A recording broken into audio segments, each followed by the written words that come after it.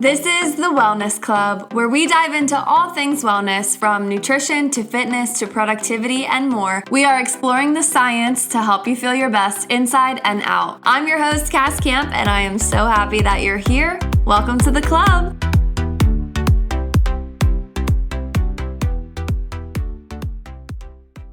Hi everyone, I hope you're doing amazing. I am so excited for this episode because we're doing our 2024 wrap up. I'm naming it 2024 Wrapped, like the way that Spotify does their little music wrapped. And it's going to be our wins, our wellness, what's next for the year. I cannot believe that Christmas is already this week, New Year's is next week, and then it's 2025. I can't believe it. This episode is more like chatty, getting ready with me vibes. So play it while you're getting ready for Christmas or New Year's or whatever. Hopefully this inspires you to reflect on your year. So much can happen in a year. And when I look back on how I started 2024 to how I'm ending it, a lot has changed, and we're going to get into it.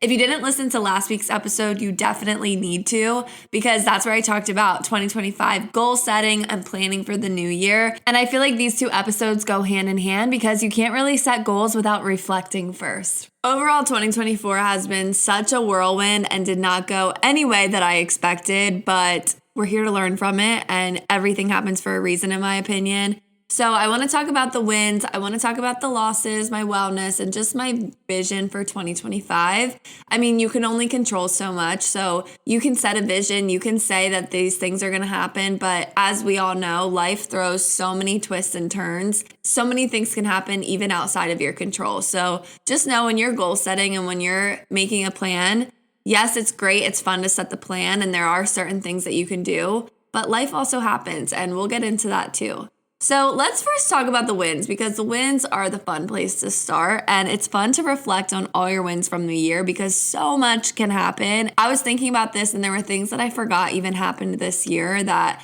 I want to talk about. So first big win that I want to talk about is just teaching dance out of high school and getting into my second year.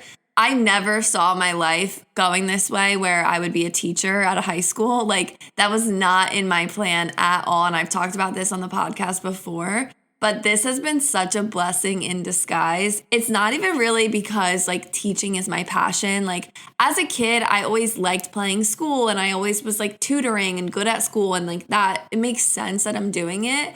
But I never saw myself being a teacher. Even now, like, I love educating through the podcast and speaking and that kind of stuff. Like, I really love education itself, but I never saw myself teaching out of high school. It's such a blessing in disguise. There's a lot of pressure on your career to be the place that you find the most fulfillment and the most satisfaction. Everyone tells you, find a career that you love and you'll never work a day in your life. And if that's you, that's awesome. Like, if you're already in a career that you feel like really fuels your passion and your purpose, you are one of the lucky ones, because most people are not doing that. Most people are not working jobs that they feel full fulfillment. Even if you have fun sometimes, you like your coworkers, like, you have to like your job because you spend so much time working. But I wish someone would have told me that it's also important to find a job that allows you to do your passion. So let's say your job isn't necessarily your passion and isn't necessarily your purpose.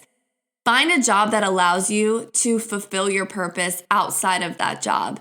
And this can be in a few ways. One could be just monetarily, like you make enough money that outside of work you can do your passion. But for me, it's not even really about the money because, you know, teachers don't make a ton of money. But teaching has allowed me to have the lifestyle to pursue my passion outside of my career. And that has been so life-changing. Like, I love my job. I love teaching. Working with high schoolers is so much fun. But it's not my biggest passion. Like, my bigger passion is the podcast and community building and stuff like this. And I would love to do this full time one day. But at this point in my life, teaching allows me to do this podcast with pretty much full flexibility. Because when I teach, I get to come home at normal hours. I get every weekend off. I get every holiday off. I get summers off. I get holiday breaks. I get so much free time. I get a lunch break, I get a prep period, and I use those times to do my job. It's not like I'm doing the podcast at work.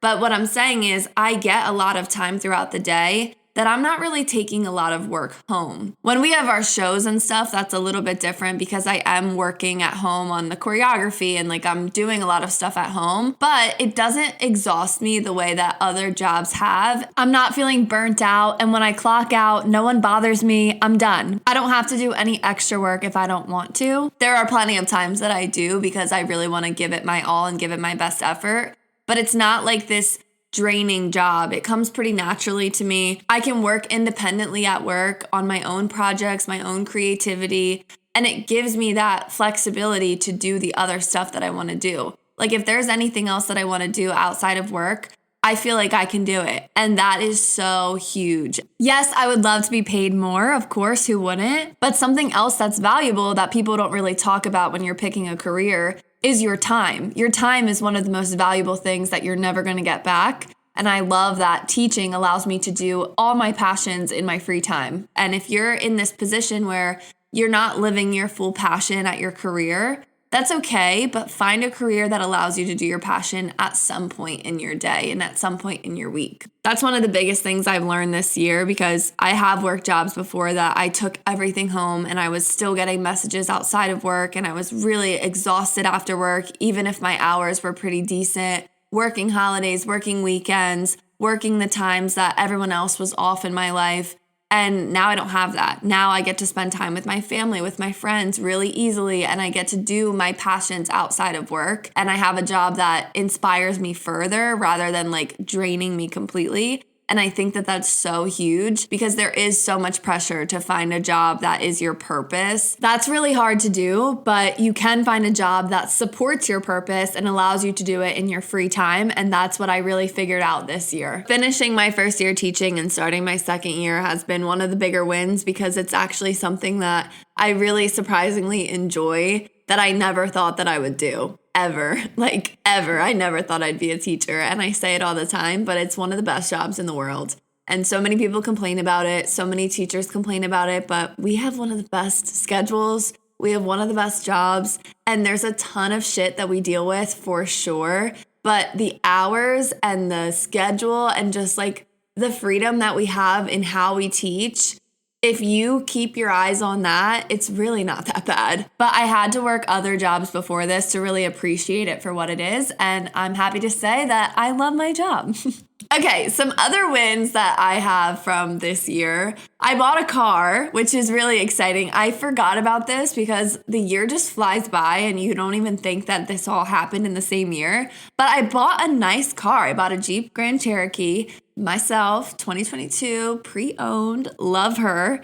And that was a big deal for me. And it's definitely a car that I'm going to have for a while. But that was a really exciting and big purchase and one that I needed to make because I needed a reliable car, and that's it. And she's it. And I'm really happy about it. And I think I've talked about this before, but it's a nice car. Like, she's beautiful. She's nice. One owner before, low miles. But I'm not car poor over it. And that was a big thing for me. I did not want a car payment that I was going to go broke over. And I think that's really important because if you're seeing your friends buying cars, buying apartments, buying houses, whatever, and you're comparing yourself to that, just understand that some people buy these things and they are in so much debt or just have these huge payments that they might not be able to make forever. Yeah, we all want the nicest, newest thing, but if you can't afford it, you don't need it. Like, do not go car poor because you want to keep up with your friends that are buying new cars. Really think about your finances and make informed decisions. And that's something else that I learned this year. Not the hard way, thankfully. I learned that the easy way. That's another win that I have from the year is just getting my finances in order. I saw a financial advisor for the first time this year.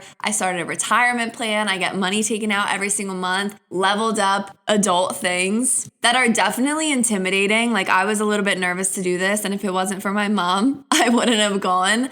But it's definitely something that needed to happen, and I'm happy about it. Now that it's been set up, I don't even think about the money that's being taken out. It just goes towards it. I get my little statements, and it's awesome. I see how much my money has grown. And it's money that I'm not even missing. Like, we spend so much money on stupid stuff all the time. Start taking some of that money out right off the bat towards your retirement, towards a savings, towards investments, and you will thank yourself and you won't even miss that money because once it's taken out, you won't miss it. You'll be fine. Another win from 2024 is my social relationships. I made some new friends this year, reconnected with some old friends, networked with some new people, and I'm really happy about that because that's always a goal of mine, is like make new friends and venture out. This year I feel like it really happened. This past weekend I had a little girls' night for Christmas. We did a little Friendsmas. It was so cute. And I had such a good girls group, and that was so much fun. And there were some people that couldn't make it too. So just knowing that I have these nice girlfriends in my circle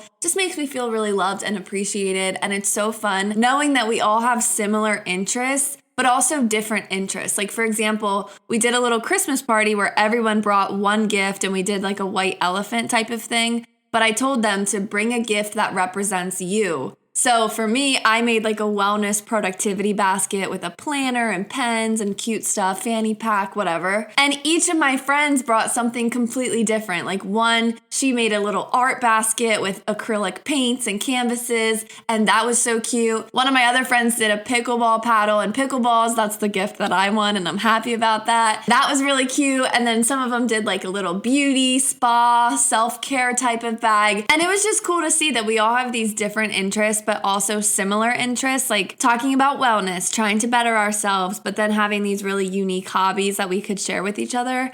I love that. Like, that makes me so happy, just knowing that I have friends around me that are so different, but we appreciate each other's differences.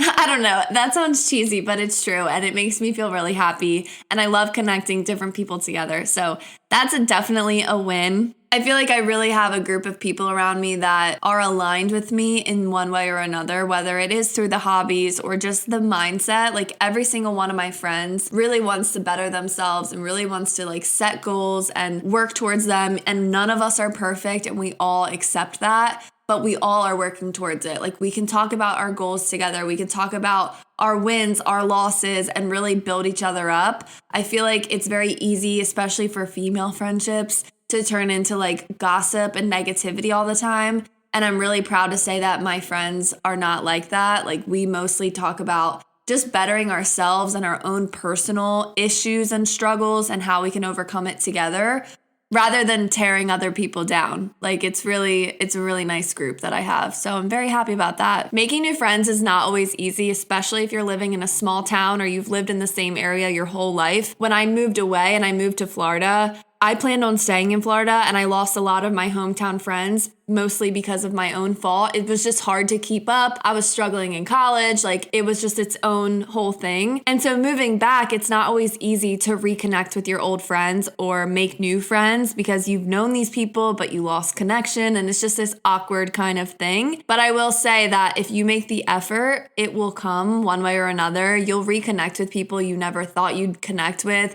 You'll make new friends. Like, it just naturally kind of happens, but you have to put yourself out there and make that effort. And in my experience, most of the people that I'm friends with that we lost touch or we became new friends or whatever the case is, they were all going through a similar thing during that time anyway. So put your pride aside. If you feel like you want to make new friends or you want to reconnect with old friends, reach out, because more likely than not, those people want to reconnect with you too. They just don't know how to do it. So yeah, that's definitely a big win for me, just having these nice girl friendships. There's nothing like female friendships. So I'm very happy about that, and I'm excited to keep it going. So now let's talk about the losses, because there's not wins without losses. The biggest loss for me is under the wellness category, and that is tearing my ACL. And you guys know this. I started 2024 with this whole vision that this year was going to be completely different than what it actually came to be, mainly in fitness. Like, I started 2024 already into my fitness. I was going to pickleball every week. I was going to yoga every week. I was loving life, dancing every day, just so into health and wellness. And then, as you guys know, I went skiing, tore my ACL, and things have not been the same since. Overall, that experience has really shifted my perspective on so many things: my identity, my priorities, myself, just everything. And it all came in waves. Like, this was not a linear process by any means. There were times where I felt unstoppable, and there were times where I felt like I was never going to get out of it. And that's just injury. Like, that's just how it is. And it was definitely difficult for a lot of reasons. One, because my identity is built on my wellness. Like, this is my first major injury that really stopped me from doing a lot of the things that I identify with. I really identify myself as someone that's into wellness, into fitness, into nutrition. And to lose all of that or not be allowed to do all of that for months was a challenge for me. I mean, I couldn't even do my job for months because I wasn't allowed to dance or do anything like that. So it was a challenge, but overall, it has taught me so much about myself. And that's the thing about losses. You have to take them as lessons or you're going to be sad about it. So that's what I chose to do. And that's one of the things that I learned about myself this year through the injury is that I'm actually pretty positive throughout tough situations, at least in front of other people. And I know this because my entire medical team, my PTs, they tell me this time and time again that they aren't used to seeing someone remain so positive throughout this injury. Tearing your ACL is no joke. It's a full year recovery, sometimes more. But every time I go to my PT sessions and my follow-up appointments, I'm always kind of just looking at the bright side because at the end of the day, it is what it is. Like, I want to get better. And so in order to get better, I have to do these things, even if they suck, even if they hurt, even if it's uncomfortable. I have to do it. And that's just been my mentality. And my PTs, my doctors, everyone just says like, I can't believe you're so positive throughout this. And that makes me feel good about it because in my head, I don't feel so positive. But to hear that I'm doing well is always a nice thing. It's always a nice form of validation. And now I'm at 9 or 10 months. I don't know, it'll be a year at the end of March since I had my surgery. And I'm able to do most things again. Like, I still can't play pickleball or do any sports related things. Definitely not going skiing ever again. But for the most part, I am pretty healed. Like, I'm able to teach dance pretty well and I'm able to do a lot of things again. And it's crazy because when this all first started, it was so insane to just bend my knee. Like, I can vividly remember being on the PT table, looking at other people just walking, and I would be like, when am I going to be able to do that? And now I'm here doing most things again, riding bikes, going for little jogs, jumping, like things that were really terrifying. But it's definitely been a long journey. I mean, I had to switch physical therapists, and that's a whole thing that I don't think I talked about on the podcast yet. Maybe at 1 year, I'll do a full recap of my experience. But long story short, I also had to advocate for myself a lot throughout this process. And that's something that I learned as well, that no one is going to do the work for you and no one is going to heal you for you and no one's going to speak up for you. You have to speak up for yourself. Throughout physical therapy, and I was at a place that was not really doing what they were supposed to do. I mean, my first physical therapy office to the one that I'm at now,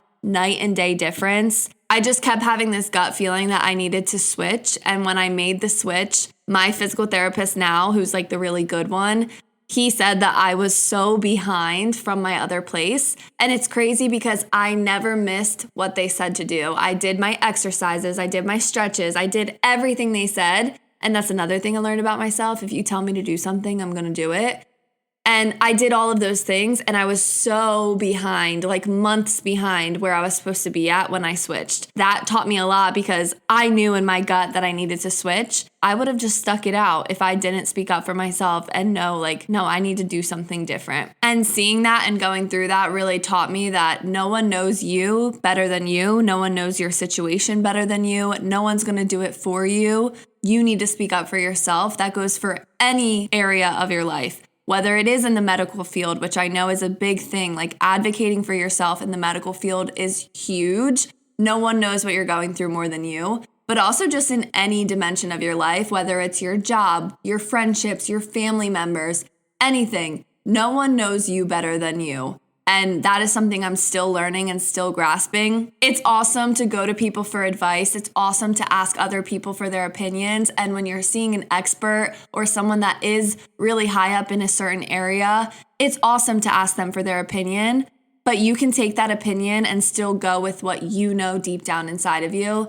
Those people giving you their advice and giving you their opinions have not lived your life. They do not know all the things that happened leading up until this point. So when you're making decisions based off of other people's opinions, understand that you are the expert in your own life and take everyone else's opinion with a grain of salt. Take people's help, ask for assistance, ask for advice, but understand that you know your life more than anyone else. And that is always going to be valuable as well. That is definitely something that I learned throughout the ACL process and for life in general. Another thing that happened throughout this process that I struggled with was how much my body changed during this ACL journey.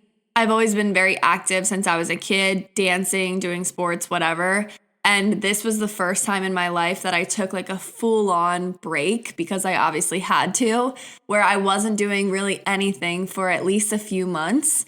And even when I was starting to strength train in physical therapy, it's not the same as what kind of strength training I was doing beforehand. So to stop all of that, obviously my body changed quite a bit. First thing being the most obvious is my surgery leg lost a ton of muscle. It is still skinnier and like less muscular than my other leg, but that's just something that's going to take time to build. But just my whole body, like I lost a lot of muscle, and that is just so hard to deal with mentally. This isn't something that I've even told like my friends, my boyfriend, my family, nobody. So I'm telling the whole podcast, but this is something that I've been personally working through mentally, just like dealing with where my body is at right now. I've honestly lost some confidence in just like my physical body and just what I look like. And I don't even talk about this in front of anybody because it's something that I'm just going through in my own head. But it is very real, and this does happen whether you are going through an injury or losing a family member or like a really stressful time in your life. There's so many things that can happen that are kind of out of your control that would cause you to stop your routines, your body to shift, all of those things.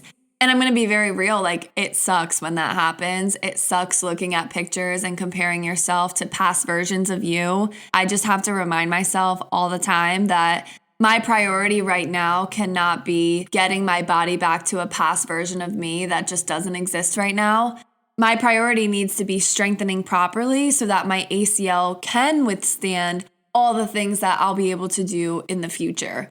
Yes, I might not love how I look in a bathing suit right now, but I know that I'm doing the work to strengthen my knee and the muscles around it so that I can do anything that I want in the upcoming years. That needs to be my priority, and for the most part, that is my priority all the time. When I find myself going into that funk of like not liking what I look like and not liking my body and all that kind of stuff, I just think about how much work and energy and time went into getting my body to where it is right now from my surgery. Just being able to ride a bike was a big milestone that I hit, and I did the work to get here. And having full range of motion, I hit that. I did the work to get here. Building up my strength to 90%, I did the work to get here. Like all of those things, those are big milestones. And yeah, my body might not look like that in a bathing suit, but I know that I did the work in other ways to accomplish these bigger milestones that I need to hit if I want to live like a pain-free, healthy, happy life. I can't get my dream body if I don't do these things first. And that's always what I try to remember when I'm feeling low